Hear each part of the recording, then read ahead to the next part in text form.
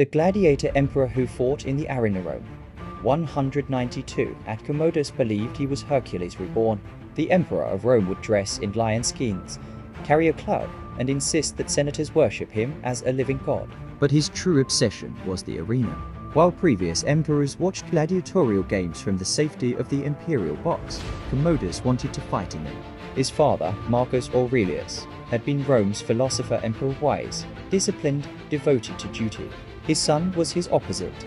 When Marcus died in 180 AD, 18-year-old Commodus inherited the greatest empire on earth. He promptly abandoned his father's wars, rushed back to Rome, and devoted himself to pleasure. But not just any pleasure.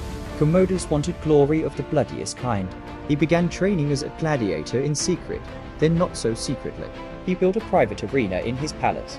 He commissioned statues of himself as Hercules. And then he did the unthinkable. He announced he would fight in the Colosseum itself. The Senate was horrified.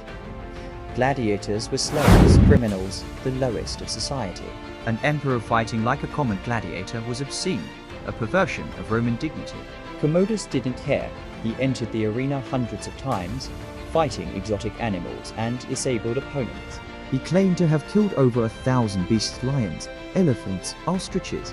Of course, the contests were rigged. His opponents used wooden swords while he wielded steel. Wounded animals were released for him to slaughter, but Commodus sold it as genuine heroism. He charged Rome 1,000,000 sesterces per appearance, bankrupting the treasury for his delusions. The madness escalated. He renamed Rome Colonia Commodiana, the colony of Commodus. The months were renamed after his titles. The Senate itself was to be called the Commodian Fortunate Senate.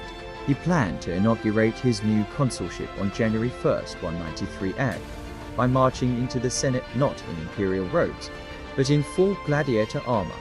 His advisors realized he had gone too far. On the night of December 31st, 190 AD, they sent Narcissus, Commodus's wrestling partner and one of the few men strong enough to overpower him. While Commodus bathed, Narcissus entered and strangled the emperor in his tub. Rome's gladiator emperor died as he lived in combat, though not the glorious kind he imagined. The Senate ordered his statues torn down, his names erased from monuments. Rome was renamed, the months restored.